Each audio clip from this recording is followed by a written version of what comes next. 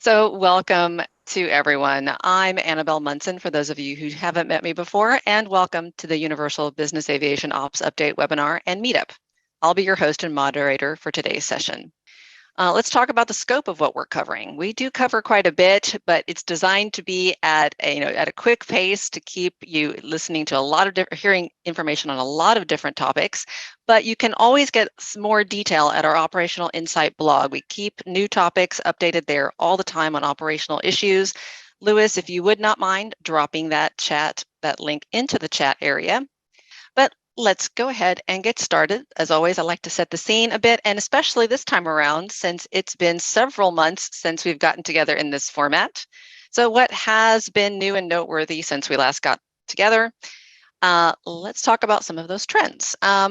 Let's start with Europe. Europe remains busy overall, both for business and for leisure travel. That has been consistent. One note specific to Europe, the France aviation industry strikes could happen again at the end of September. So please be prepared for delays and disruption. I think our Europe representative or person who's representing Europe Ops may be touching on this as well. Not surprisingly, everyone who's following world events, pressure brought on by rising prices in energy are being felt worldwide, and Europe is especially impacted, and this is a part of the strike impact. So in addition, while COVID is less of a constant concern operationally across North America, some areas of Europe and South America, it remains front and center for sure for the Asia Pacific region. We are seeing some uptick in India flights, for example. Interest in Asia destinations continues to be widespread, even if travel remains restricted for many countries. But one thing to keep in mind, COVID restrictions there and requirements are definitely going to be very constant. So that is something that we'll cover as well. Overall, our trip support teams and account managers are reporting that more and more of the private aircraft that gained new ownership during the pandemic are extending the use of their aircraft beyond what they initially thought they'd be using it for, mostly for leisure.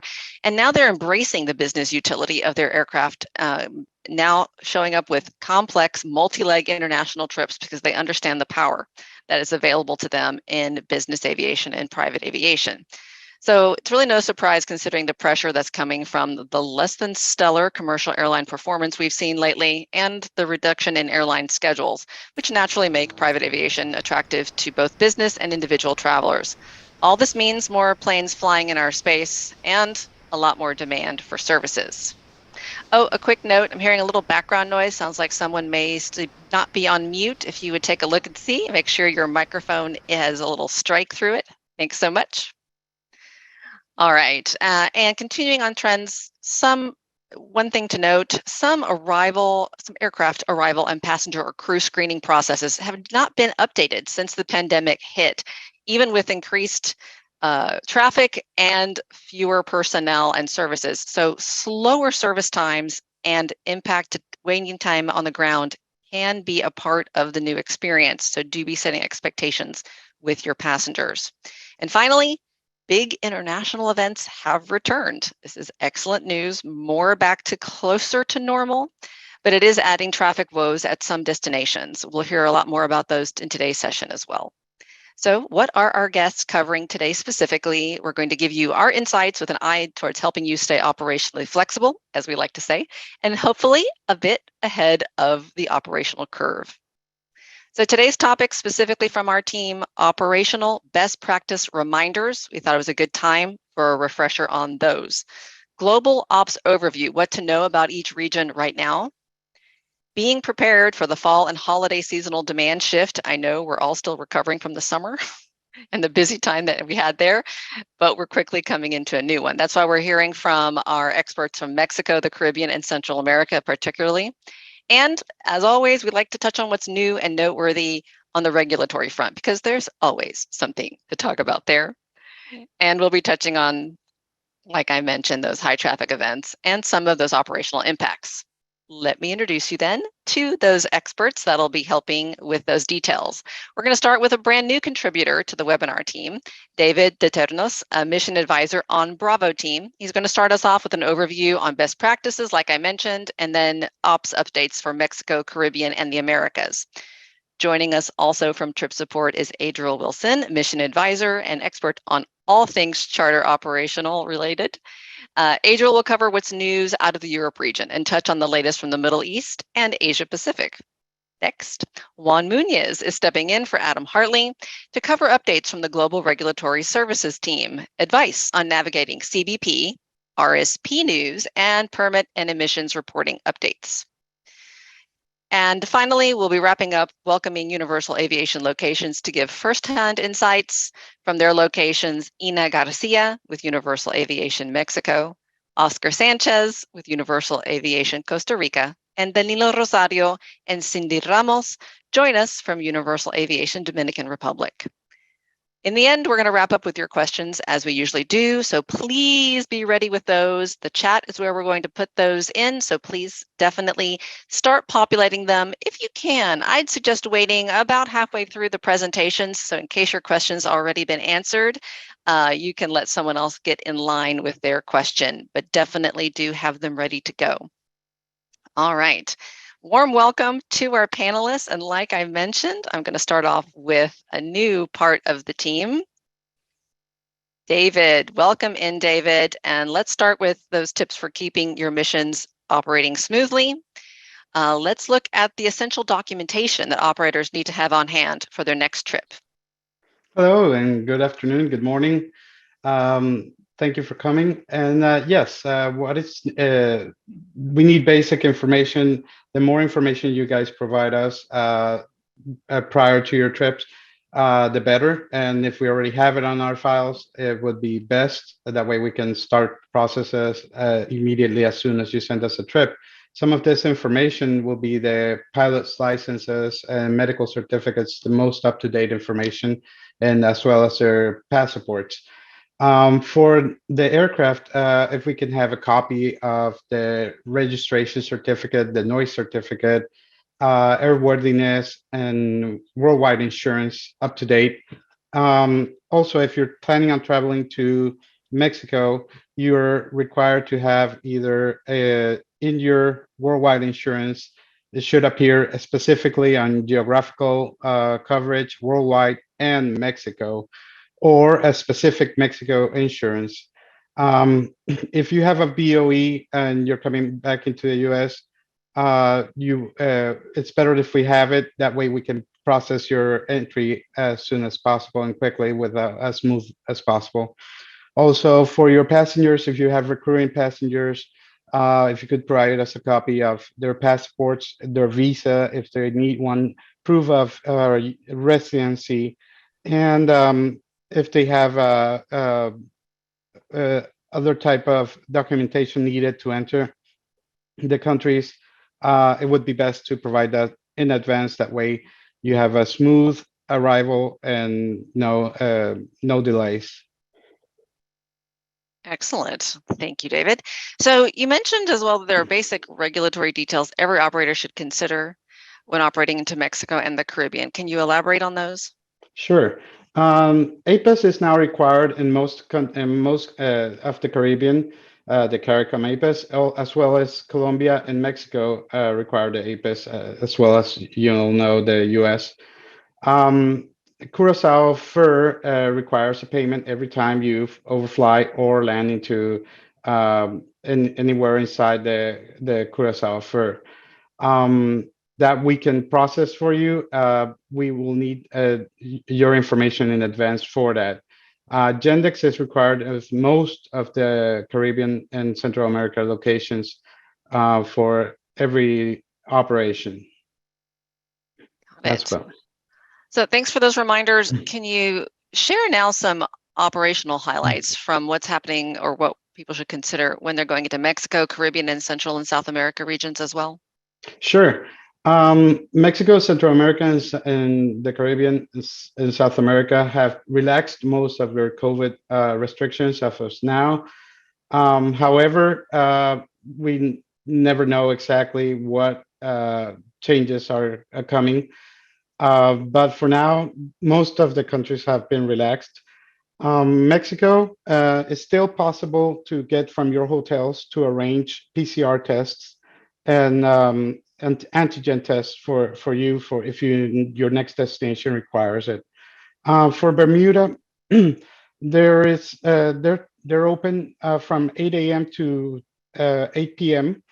Or sunset to sunrise for those locations. Also for the Bahamas, we can expect for the busy season delays on ATC and ground. And that busy season will be Thanksgiving, Christmas, December 25th, Boxing Day, New Year's, and other holidays.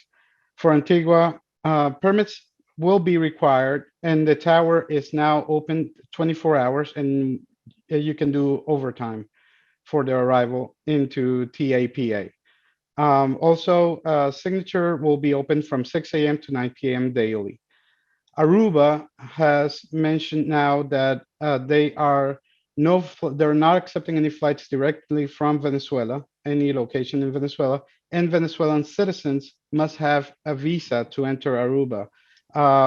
It doesn't have to be an Aruba visa, but it has to be a U.S. visa, Canadian visa, or Schengen visa.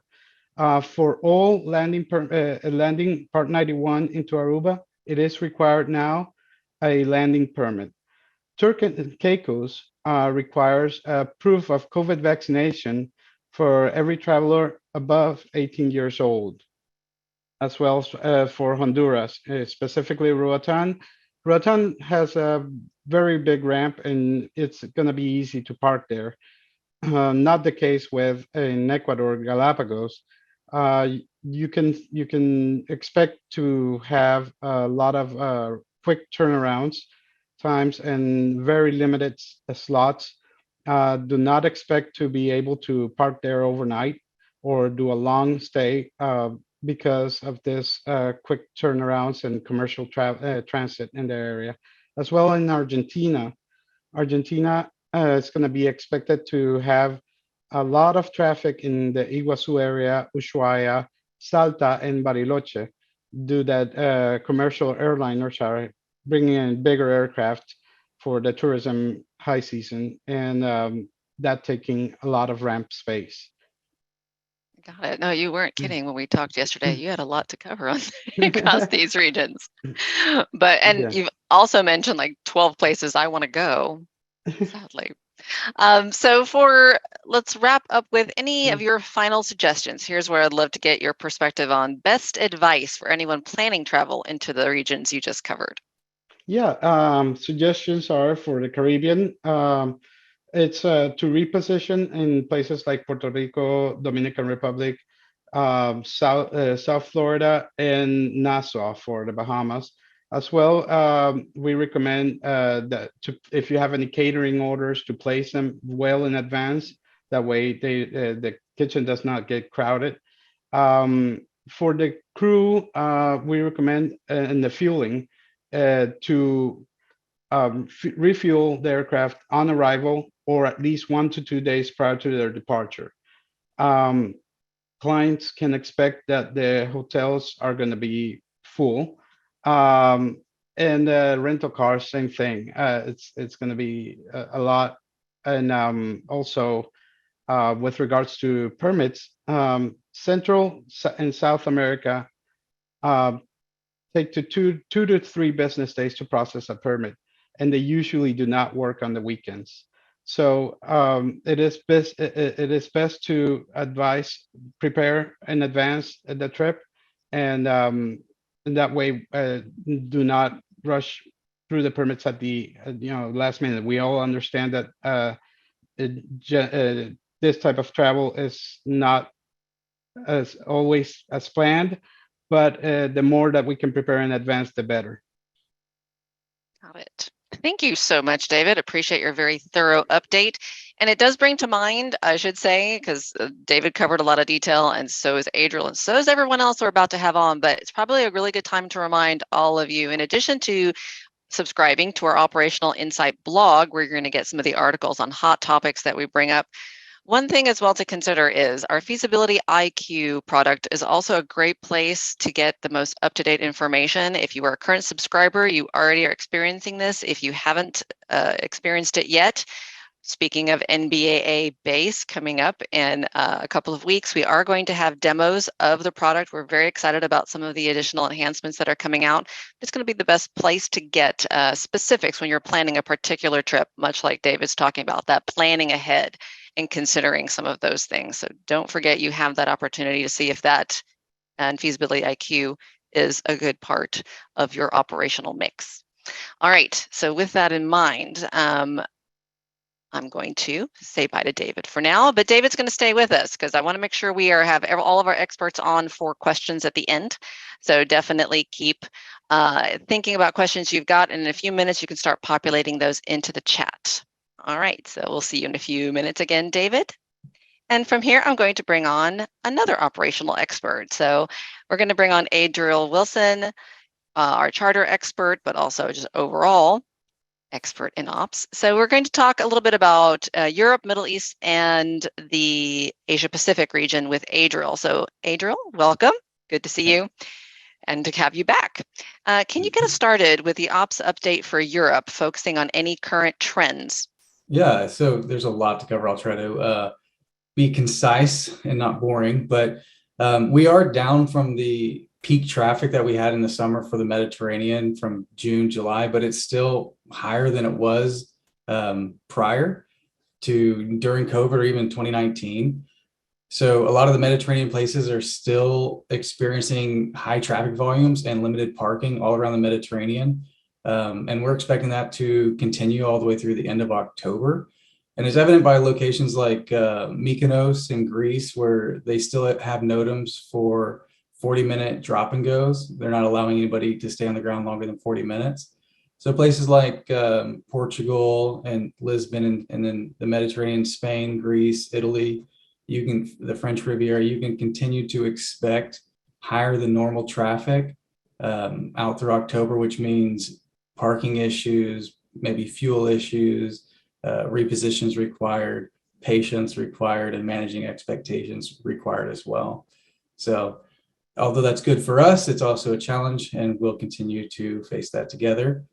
With France in particular, one thing we've noticed or we've come across lately is France is now changing how they view cabotage in the country. So kind of like UK, France now, any domestic leg for 135 operators in France, they now view as cabotage.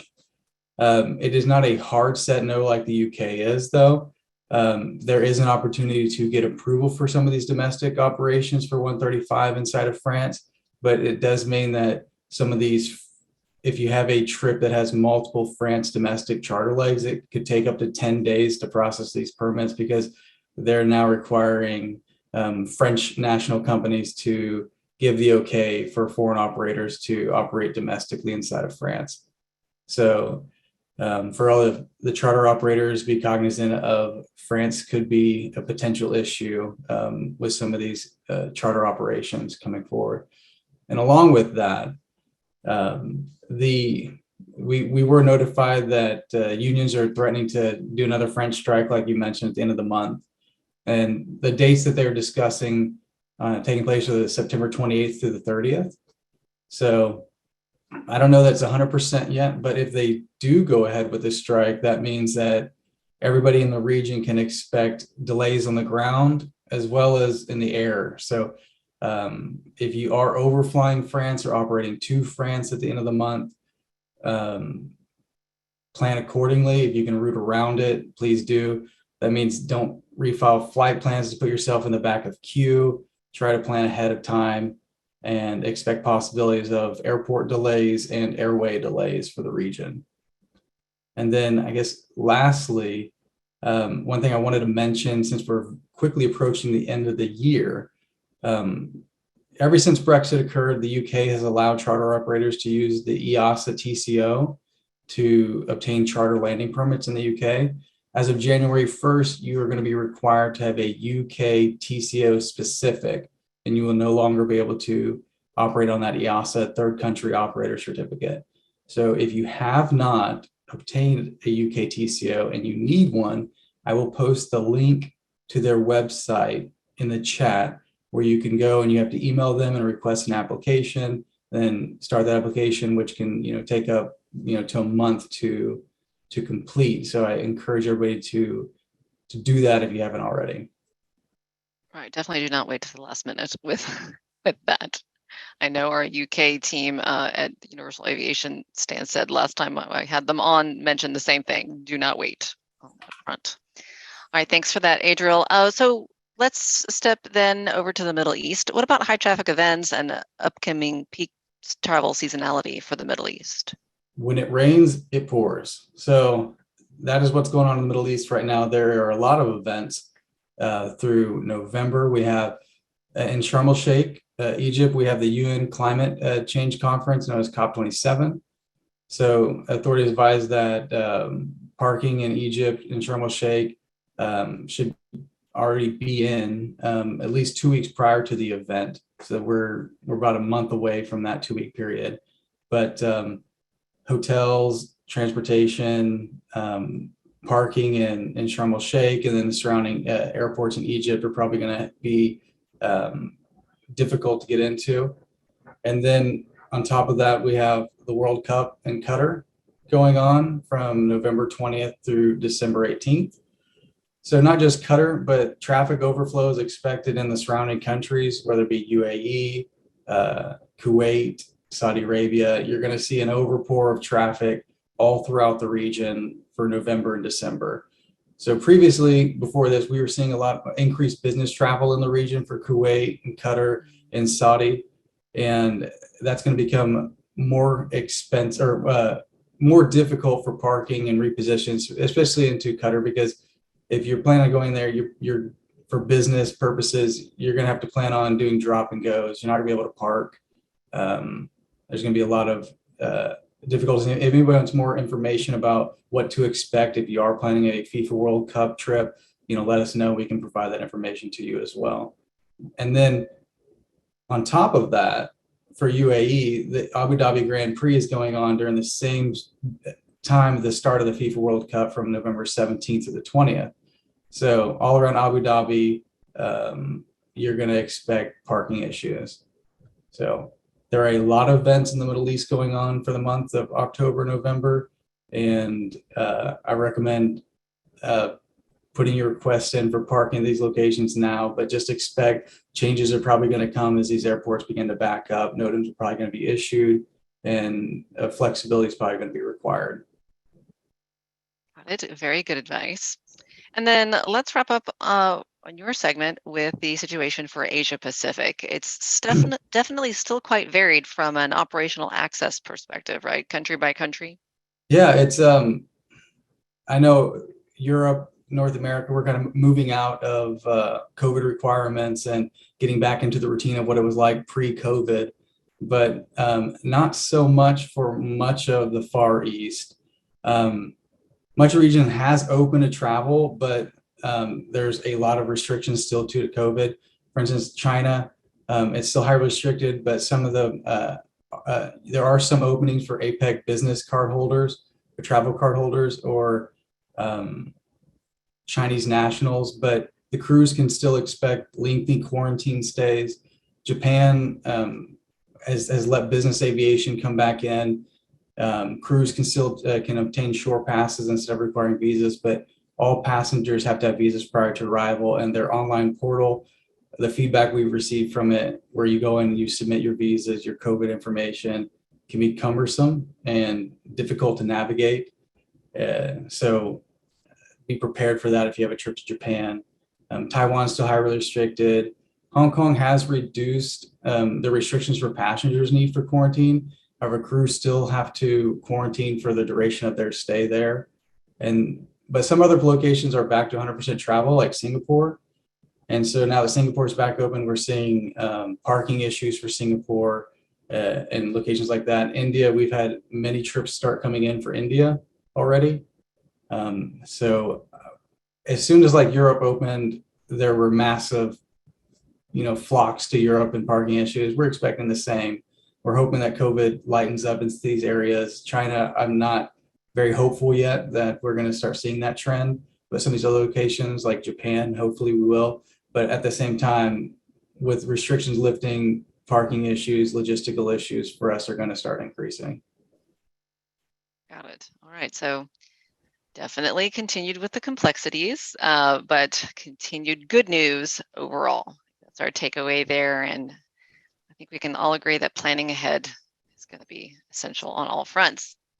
So Adriel in particular, I wanted to bring everyone that's joined us. Adriel's going to be with us at NBAA base in Orlando. So he's part of our Universal team that is attending. So you can talk to him about all of these issues in person if you get a chance to visit us. All right, thank you, Adriel. And Adriel's going to stay with us as well in case we've got questions at the end. So we're going to move on now to our regulatory segment. So welcome, Juan. So good to have you back. Thank you. Hello, and Juan is graciously stepping in for Adam Hartley, who had to bow out a few days ago. But we're super happy to have Juan with us. So let's go ahead and get started. Juan, I understand there have been changes in Mexico regarding annual permits. Can you tell us more and which operators will be impacted? Sure. So AFAC just released a notification, a circular a couple of weeks ago stating that they will no longer be processing annual permits for Part 91 operators through central offices in Mexico City.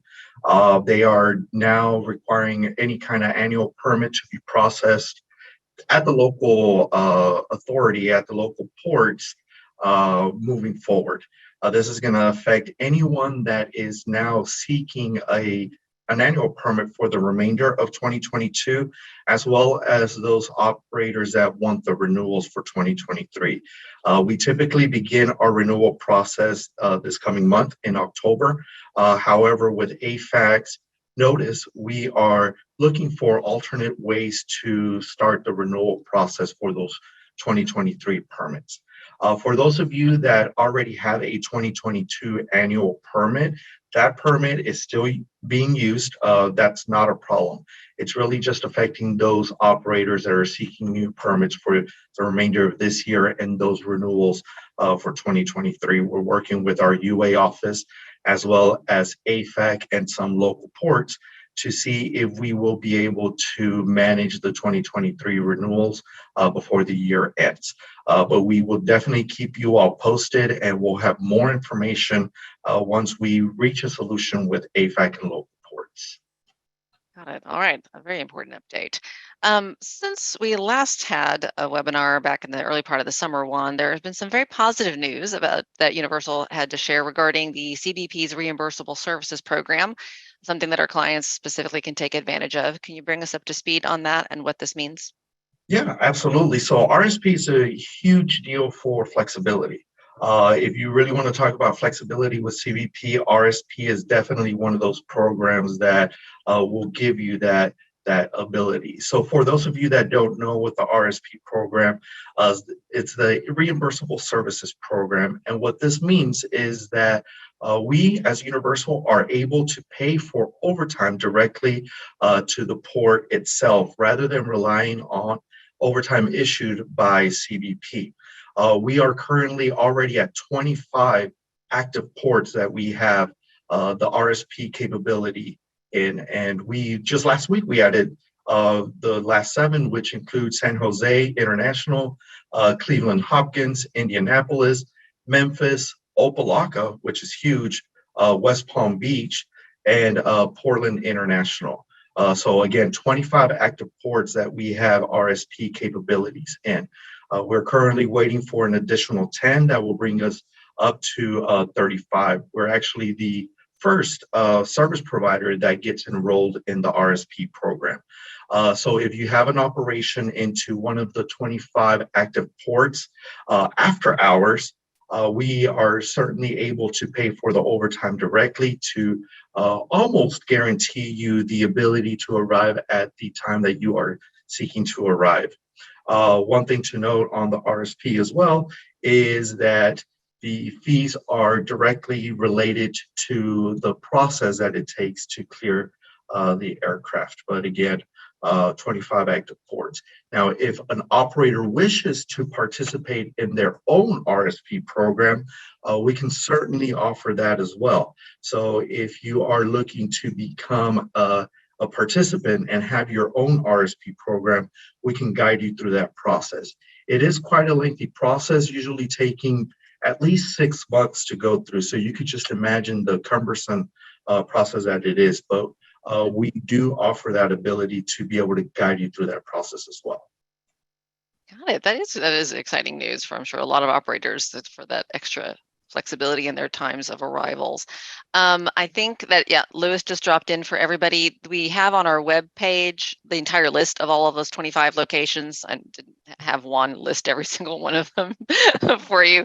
So that way you can see if those are applicable ports for you and your operating needs. So very good news there, and some exciting enhancements. So that's good to know. All right, so moving on from there, let's talk about emissions. Juan, what's the latest on EU ETS for 2022? Fun stuff, emissions, right?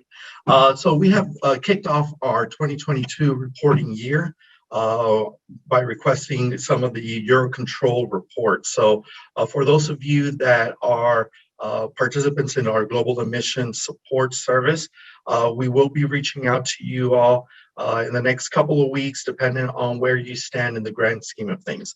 Obviously, emissions are for the entire calendar year, so we won't have an accurate number on those of you that will need to report for 2022, but we are kicking off that process and we'll be reaching out to operators in the next couple of weeks to let you know what your next steps will be. Excellent. Okay, and lastly, circling back to CBP again, you mentioned that CBP's approach to operator enforcement may be evolving a bit. Yeah, so we know about CBP, and we know the fines and penalties that can incur for any incorrect information, no landing rights, etc. We've always known it to be penalties, fines, things of that sort that can be paid, right? CBP is going a little beyond this now, which is very important because now they are going to start penalizing pilots in command, PICs, if there are no landing rights, if the APIS is incorrect. Any sort of infraction can go against the PIC.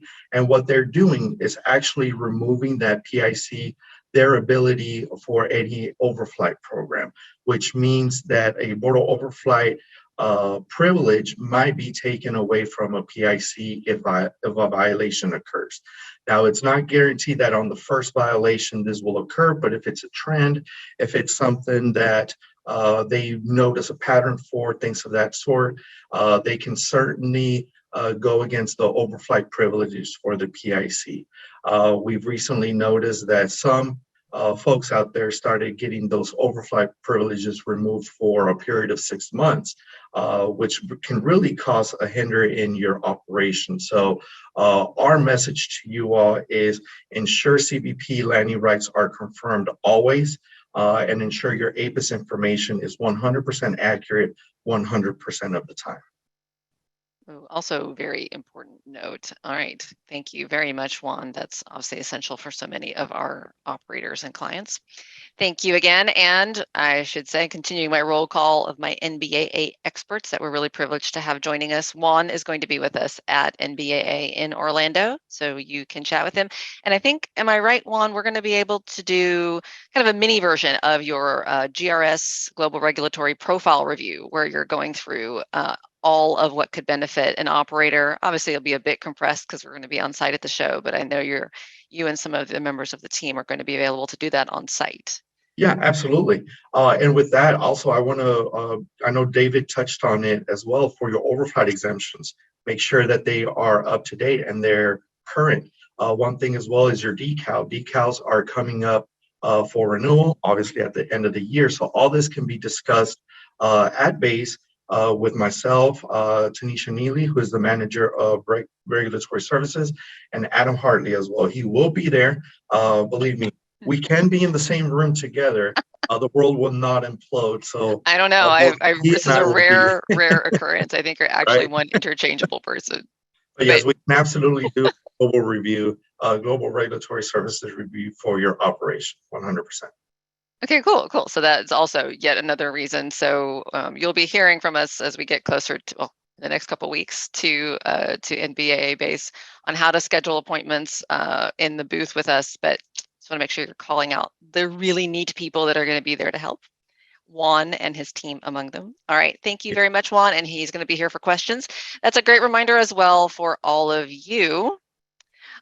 If you have questions and you haven't put them in the chat yet, please go ahead. We're going to move now to our Universal Aviation experts and dig a little bit into each of their locations because they are definitely going to be popular in the upcoming season. So I want to start with Ina Garcia with our Universal Aviation Mexico office. Welcome, bienvenidos, Ina. So good to have you. Thank you. Pleasure. Welcome. And I should say have you back because you have been a guest with us before. Yeah. And yes, I won't even wait this time. Ina will also be at NBAA to talk about any of your Mexico operations. So Ina, let's get started with just a quick look back. So summer was quieter for you in Mexico. How was traffic? Actually, for most of airports in Mexico reported like low activity. However, airports like Los Cabos, Cancun still reported an important volume of operations during June and July.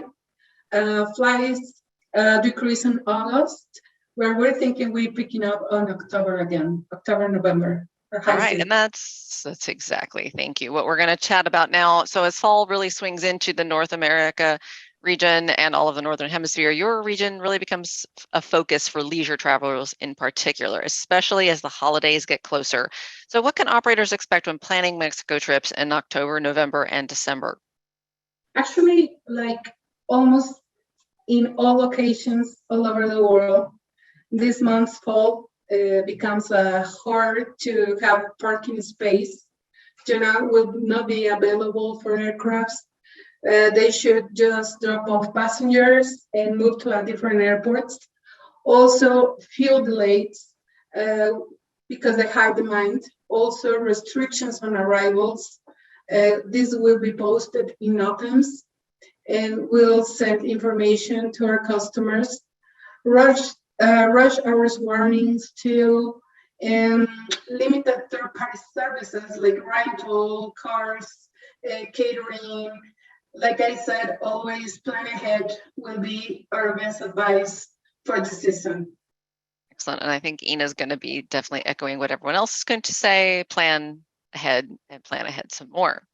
Yeah. So in particular for you, Ina, and your region, what destinations are going to experience the heaviest traffic, do you expect? Like always, Los Cabos, both airports. There are also Cancun, Puerto Vallarta, and Toluca. We have going on major upcoming events that will be impact Toluca. Yeah. All right. And then along with that, I'm sure there are maybe some parking concerns to be aware of. For now, everything is fine. It's not reported yet at the time. However, we strongly recommend contacting us to properly coordinate your trip, with time. Like I said, if we have time, we can coordinate everything you want. Yeah. Perfect. Always good advice. So you mentioned major events. What are the major events or a few of the biggest ones that could impact operations into Mexico? In October, actually, we have the FIFA World Cup tour that's will be on Mexico City, that the planes will arrive to Toluca, also in Monterrey and Guadalajara. Okay. We have also the Mexico Grand Prix that occurs on the end of October, and Baja 1000 that will be on November. And there will be a lot of airports involved, like Laredo, Ensenada, La Paz, Los Cabos. Yeah. All right, so some definite, very big events coming up. I'd not heard, by the way, of the Baja 1000 until recently, and that is a crazy big event. It's huge and very exciting. All right, so you did mention on the operational front some important customs related updates to both make crew and their passengers aware of. Can you hit some of those highlights for us? Actually, based on experience for this last season, I wanted to share some points that are very important for this. Is like carry money in cash or receivables or combination of both is legal. However, not declaring it will be a trouble. Okay, that's very, very important. Also, vaping devices are not allowed to enter in Mexico. If they find out, they will trash it away. Okay, COVID tests are not permitted. Also, you cannot bring them to Mexico. They will, if they found it, they will remove it and destroy it. And also, if you want to bring something to Mexico inside your luggage, like something brand new, you can enter if you pay your taxes.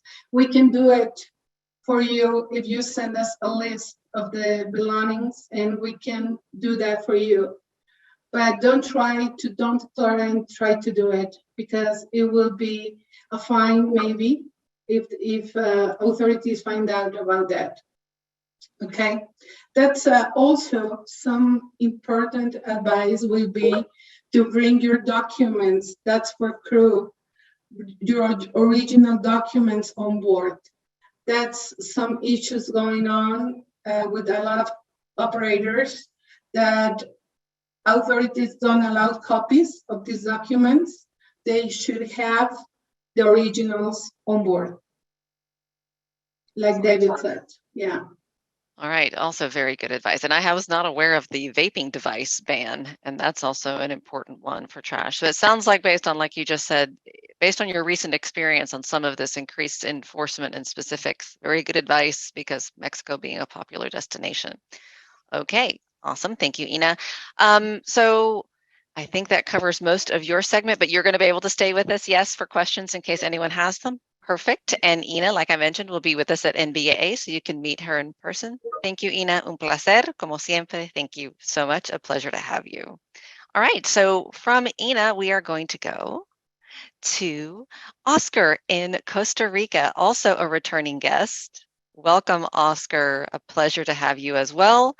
And back to your beautiful, beautiful location. So tell us a little bit about, if you would, start off what the fall season is like. Fall, I guess, really going into the holidays for Costa Rica. You're right, Annabelle. Thanks, and welcome everyone again. And yes, historically, Costa Rica during September, October, we have the less traffic. It's our green season, that's how we call it. Starting November through March, we are starting the high season, and we expect to have a busier season this year after pandemic. Excellent. All right. So speaking of the holidays, any suggestions for holiday planning trips into Costa Rica? Absolutely.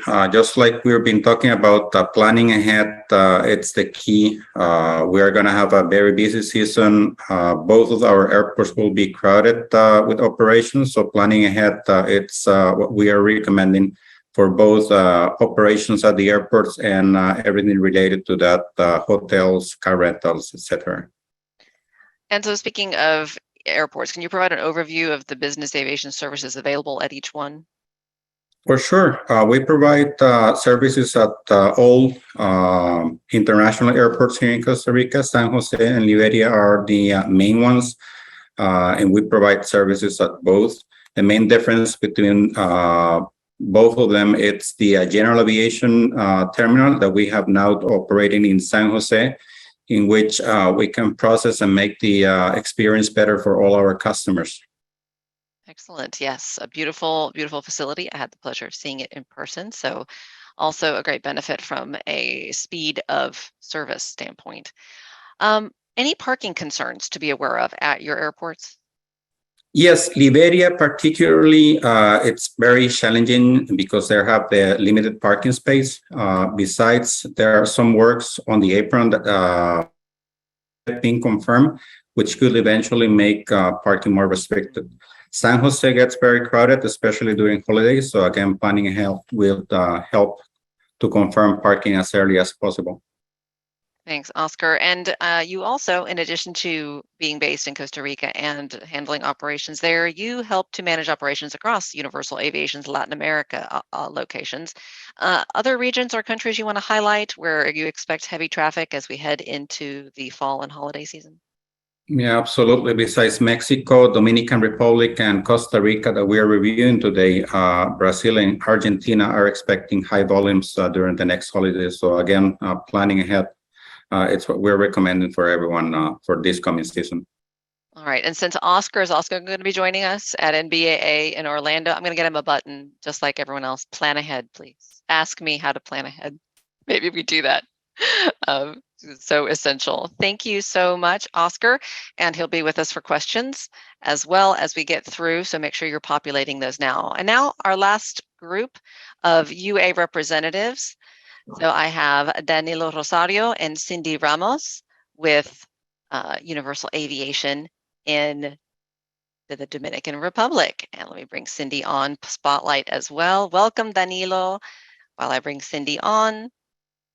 Welcome, welcome, and please. Hi, everyone. Hello. So, and from your standpoint, oh, hang on one second. I just clicked the wrong thing. Whoa, there we go.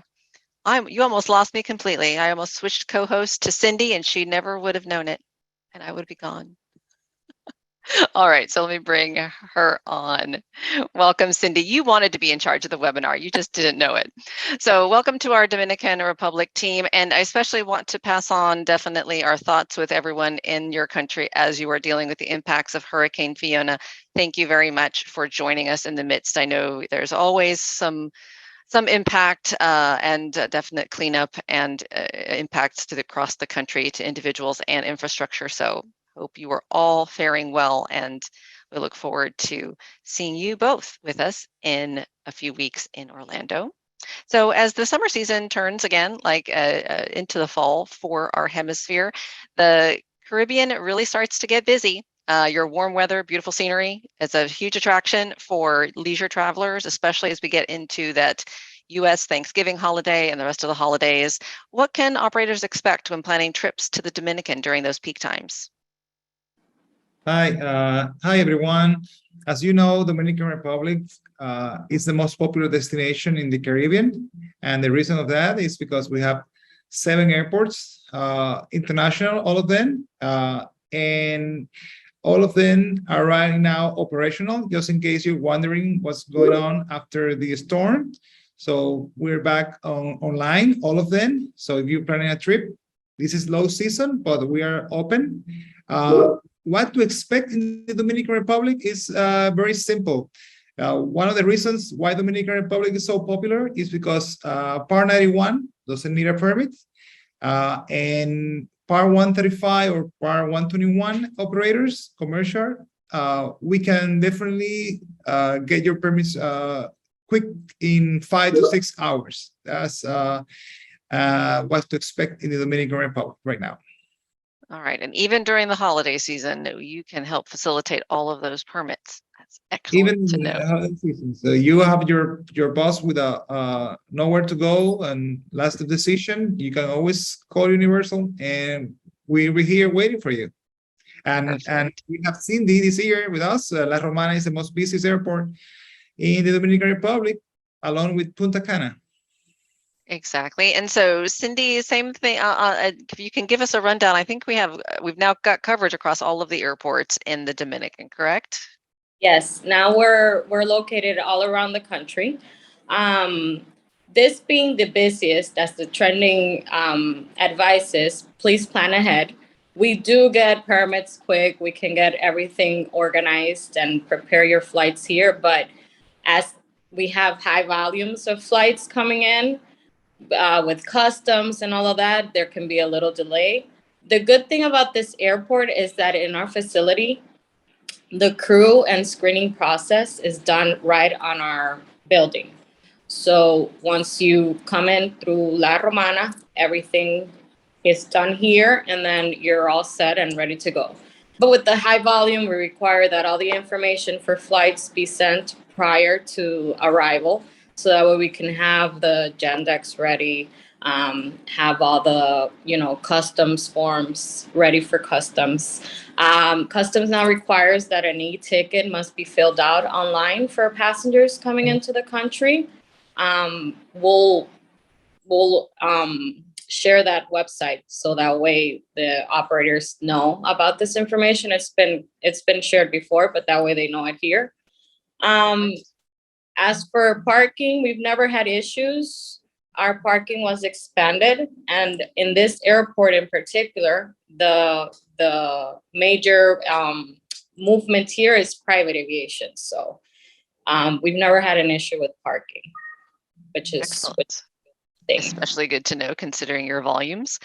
So I guess on the final words of advice for operators as they are planning their Caribbean trips, anything else to add? I would like to tell all the operators that we have a lot of space in the ramps in the Dominican Republic.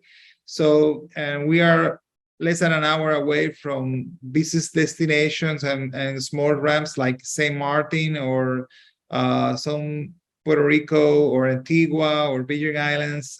So if you need to relocate, we're happy to take you during the busy season in La Romana, which especially have a big ramp. So we'll be here to help you. Samaná, one last thing, Mike Delta Charlie Yankee is a very popular destination, high-end resort in the North Coast. Your passengers can arrive to that destination either through Puerto Plata, Mike Delta Papa, or Samaná, Mike Delta Charlie Yankee. The ramp there is not so big.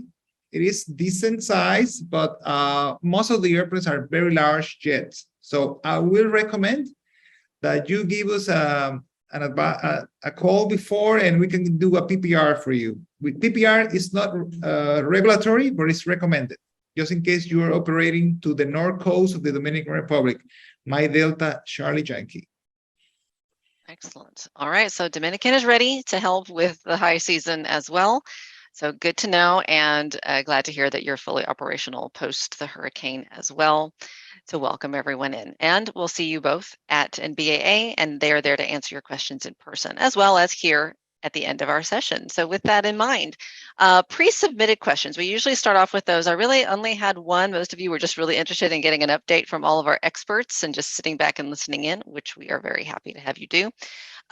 This is the question we got in advance. We're going to start with that one and then see Lewis can let us know if we've had some come in during the live program.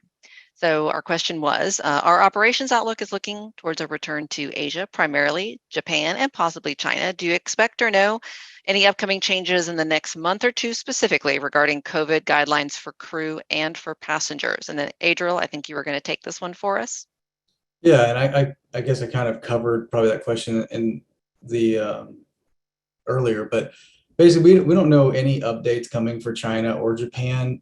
China's, like I said, still highly restrictive. Japan, you can operate into there for business purposes. I'm hoping, sooner rather than later, it begins to open up for more leisure travel again through Japan. But we haven't seen any updates or notifications of that changing anytime soon, though. Got it. All right. Thanks, Adriel. So no crystal ball on China, if only we knew, because we know the demand is definitely there and waiting. All right. Lewis, let me just ask you now if you have any questions that have come in from the chat that we need to pose to some of our experts. Everything we got in, we've already been able to answer via the chat. Excellent. Anything that you think we need to highlight for the group? I think the only thing I was going to add to what Adriel just said is we are aware our Universal Aviation Japan team is following an announcement they made unofficially that they may be dropping some of the tourist cap limits or the entry limits in Japan sometime in October. So that's something we're going to be watching closely. Great. Thank you for that, Lewis. And so in case of, just as a reminder, as Lewis just mentioned, and we try to do this every webinar, questions that you're posing in the chat are being answered there. So do keep your eye on that. And I forgot to mention this up front. If you want to save anything that's in the chat, the links, the answers to a question, there are 3 little ellipses on the bottom right-hand corner, those 3 little dots. If you right click on that or you click on that, you'll be able to save a text version of the chat to your own a laptop or computer. So for future reference, as an So Annabelle, we FYI. did get some last minute Oh, questions okay, here. So great. Yeah, I'll go throw this ahead. out to the group. Regarding Canada, has anybody heard anything about the vax mandate going away? I've heard it on the news, but I haven't seen anything official yet.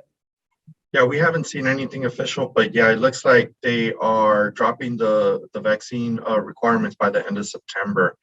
Apparently, this is already out to the public. They haven't released the government official notice as of yet, but it does look like it is going to be instated by the end of September, as well as making the arrive can requirement optional. So just look for that in the next couple of days of the official notice from the government agency in Canada. And then we have a question about the Philippines. Any updates or challenges we've seen going there? From my perspective, we haven't had any trips really to the Philippines yet, so I don't have a lot of hands-on experience with it. So I don't know if that's an indication that it's still a challenge, but I can look into and get back to you. And then regarding India e-visa, is a business card really required for the application? Now, I know the application's online and a lot of people have questions and issues with it. And for crew in particular, there's a section there, it's like a 602 e-visa application. And I'm not familiar though if the business card has been required for the people that I've seen do it online. So I do not know. It's Corrine here. It says it's required, but that's so antiquated. Nobody has business cards anymore. So not sure how to get around that. I guess a PDF creator and a printer. Okay. Right. Yeah. All right. Yep, the creative solutions for old requirements. Exactly. No, thank you for sharing that with us. That's awesome. Not awesome that you're dealing with it, but quite awesome that you're giving us those insights. Thank you. Yeah, the process isn't very easy, but all right. Thanks. Of course. Thank you. Green, if we can get with our partner in India, Continuum, and get clarification on that, though, if you want to send the team an email or if you want to send me an email. Yeah, that would be great. I just got a business letter from them for our visa application, which is quite messed up. Okay. So I'll shoot that over to you as well. Thank you. Awesome. And, thank you. Lastly, back to Juan. Does the Canada vax mandate apply to flight crew? No, flight crew are exempt from the vax mandate. And yeah, we can definitely send the reference of where to find that information for sure. And another question just came in, and if you guys can't answer this when we get over to flight planning, but someone saw a space-based ADS-B mandate for Canada in 2023. Do we have any info on that and how it will impact foreign operators? I have not heard anything of that, but we can certainly get with our flight planning department and our Canada liaison and expert on that and provide more information later. Yeah, but I haven't heard anything on the ADS-B mandate yet. Brian, if you'll send me your email, I'll get that over to flight planning. We can get that answer for you. Great. Does that look like everything so far, Lewis? Yep, that was it. Awesome. All right, then with that in mind, I will start wrapping up. If there's any last minute things, you can always reach out to us directly. This is a good time to remind you. We do have a group email for our webinar team. It's operationalinsight@univway.com. If Lewis, when you get a chance, if you'll drop that in before we close out today. It's a great place for you to send any questions that you didn't get answered here that you may have thought of a little bit late, or my favorite is when you send me ideas for whom to include as guests or what kind of topics we should cover. So please definitely reach out. And it's also a great place. Reach out at that same email and let me know you're going to be at NBAA. I do have a special promo item I'm giving out to anybody that comes up and sees me and says, hey, I see you on the webinar and I'm a huge fan of the webinar. I have a special gift for you if you're going to be at base. So definitely come see us. We're at booth 2026, I believe 2026. I also manage our live events or in-person events. So I will be there as the event manager, and I can get you in touch with any of these awesome experts that you just met here today if you need to sit down with any of them on some specifics regarding your ops. All right. That's October 18th, right? October 18th through, I say that like I'm not living my life around October 18th right now. Don't believe the hype. I'm definitely focused on October 18th right now, 100%. So October 18th through the 20th in Orlando, and definitely look forward to seeing you all there. Otherwise, send us your ideas and for webinar topics whenever you get a chance or you're inspired. A pleasure to have you all. I know we went all the way to the hour. Reminder, this link will be in tomorrow's Ops Weekly Update that goes out via email to all of you directly. So if you need to share it with anyone in your organization, please feel free to do so from that link. And thank you so, so much for joining us. Look forward to seeing you at base or at our next webinar in a couple of months. Thanks so much. Bye, everyone.